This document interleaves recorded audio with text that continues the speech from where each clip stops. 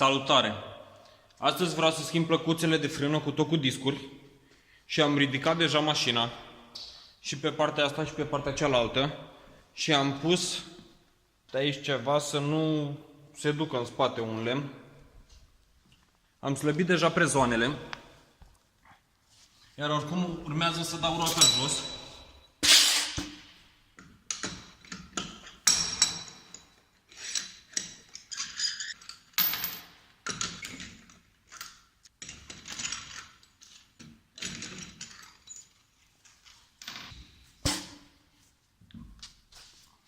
După ce am pus rota sub mașină, vreau să virez stânga, să am mai mult acces la etrier. Să slăbesc prima dată cele două șuruburi de pe disc și am să pun aici o șurubelniță să nu se învârtă discul și acum am să le slăbesc.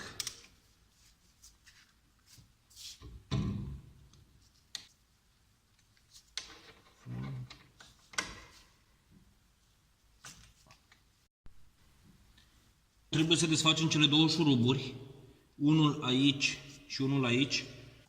În partea aceasta puteți să băgați o tubulară de 13, iar trebuie să țineți contra cu o cheie de 15. Și învârtiți în sensul acelor de ceas.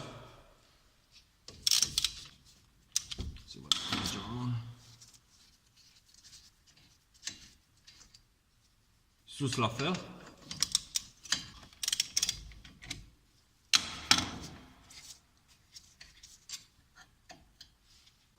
Am desfăcut capacul de la lichidul de frână. Să pot să împing puțin pistonul înapoi, să-mi fie mai ușor să scot. Acum, din câte se vede, este mai liber.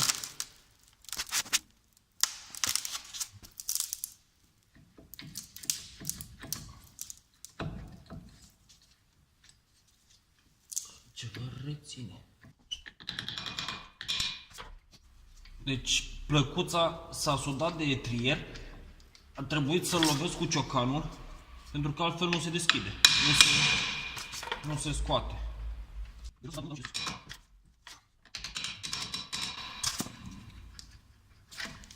Gata.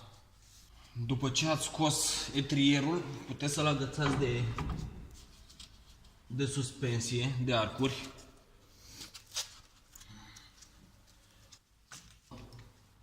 Plăcuțele doar le scoateți. Așa. Cam așa arată plăcuțele mele după 60.000 de kilometri. La aceste două șuruburi o să folosim o cheie de 17 și tot în sensul acelor de ceas.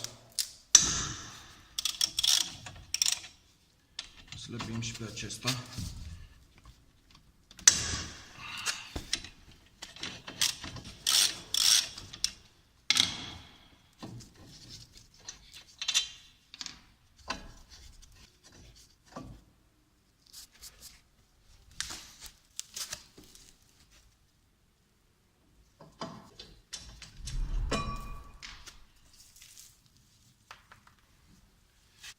Să scoatem discul.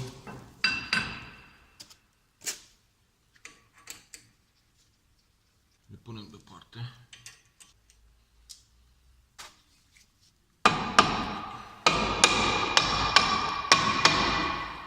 Gata.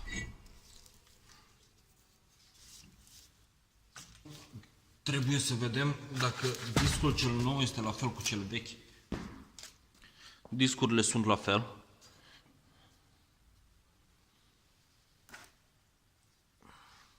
Acum să curățăm și să punem totul la loc.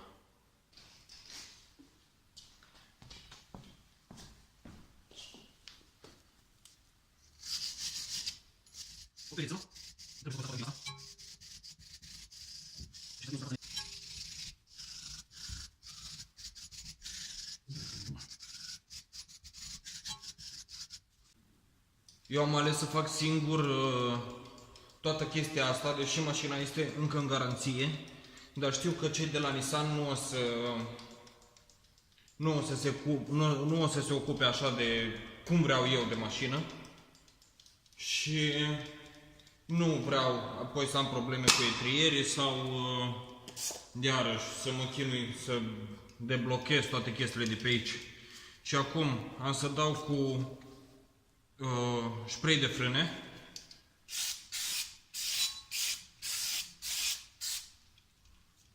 Să curăț.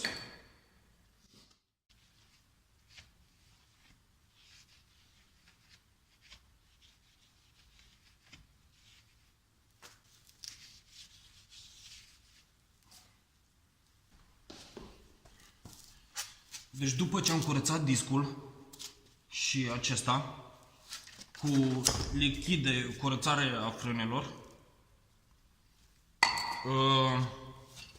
vreau să pun această vasilină de cupru, să întind pe aici, cât și puțin, foarte puțin pe spatele discului, să nu se mai blocheze, cum am pățit acum când l-am dat jos.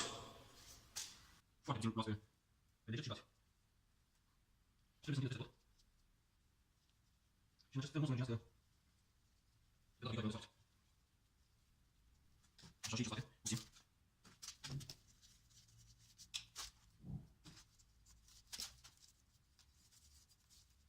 Așa că să nu tot.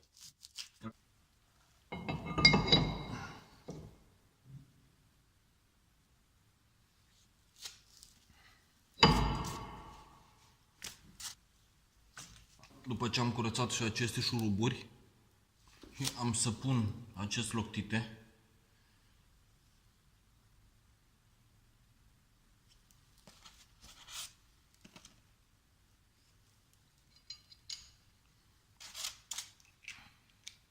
Și pe celălalt.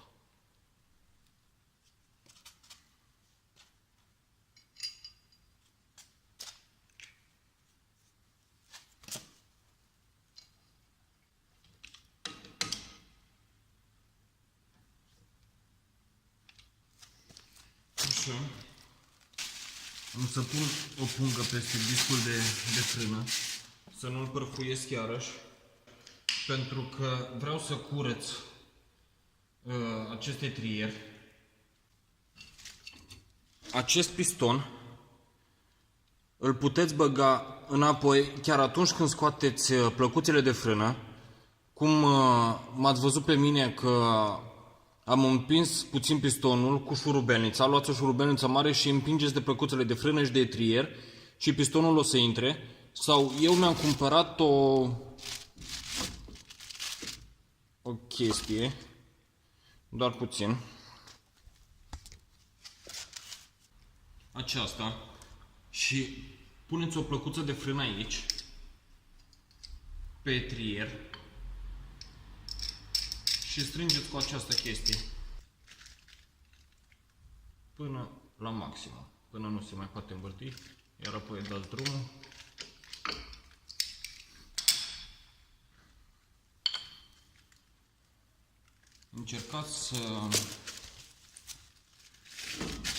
Încercați să feriți acest cauciuc de pe redresământ, pentru că nu vreți să-l crăpați.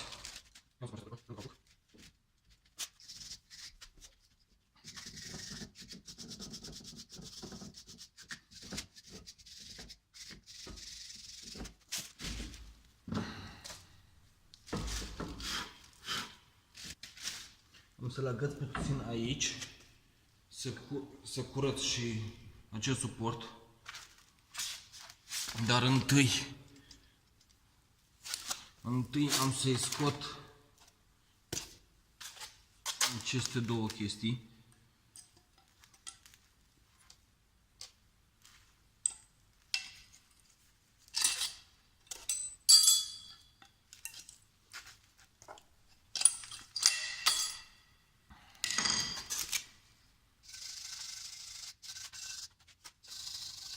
Încercați să nu dați nici pe la aceste garnituri, cauciucuri.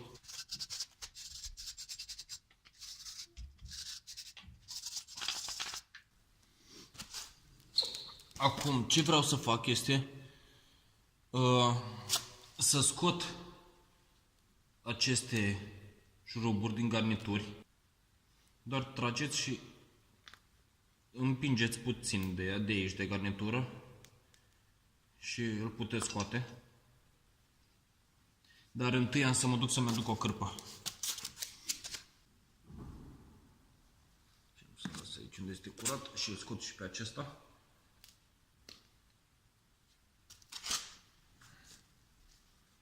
Și tot așa îl ștergem.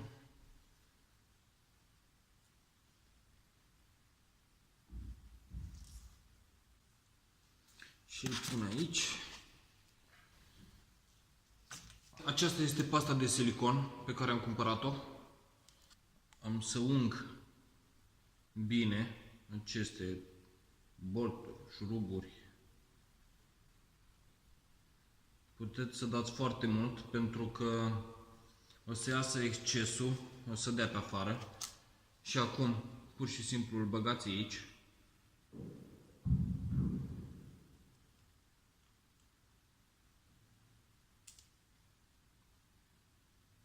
Și celălalt.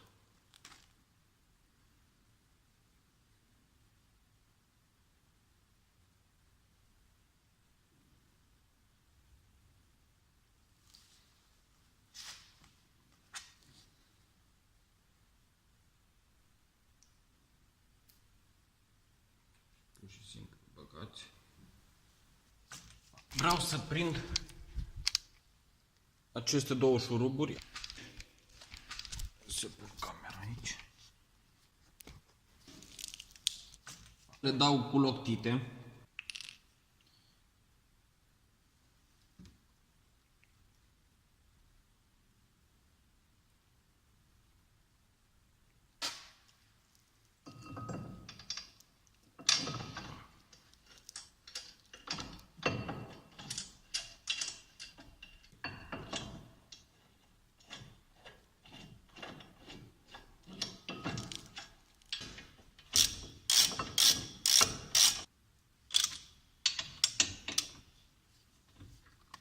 Am pus loctite, dar trebuie să strâng aceste șuruburi foarte bine.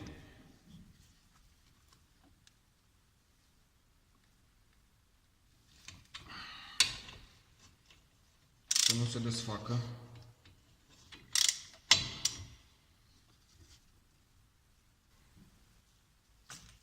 Trebuie să înlocuim suporturile de plăcuțe. Astea sunt cele vechi, iar acum o să le pun pe cele noi. Doar trebuie să fiți atenți să nu atingă discurile și le apăsați.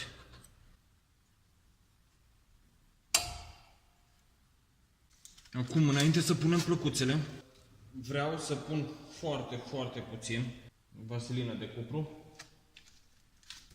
Vaselina vreau să o pun aici, sus, aici și aici. Să nu facă zgomete la final. Am să pun pe plăcuțe puțin cupru și aici și am să-l întind și pe asta și pe asta la altă. Deci am întins peste tot. Plăcuța cu senzorul am să o pun aici pe partea cu etrierul, cu pistonul. Așa, și se potrivește perfect. Și cealaltă în partea asta altă.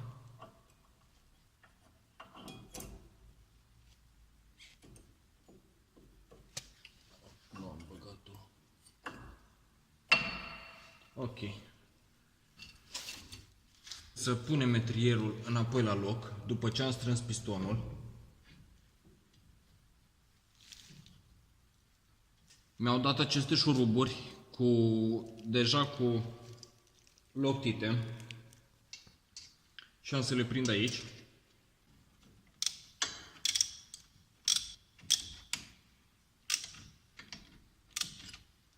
Și în partea de jos și după le strângem definitiv. Nu am cheie dinamometrică, dar le strâng la mână.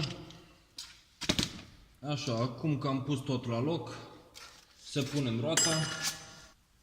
După ce am terminat, am să mai dau o dată cu spray de frâne să șterg toată grăsimea, dacă am mai lăsat grăsime în timp ce am montat. Verific încă o dată dacă am strâns bine discurile, șuruburile de la discuri.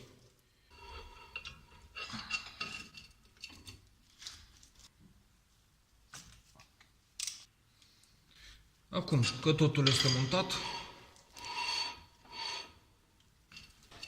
tot ce trebuie să faceți este să vă duceți în mașină înainte să plecați la drum. Să apăsați frâna încet, să se apropie aceste două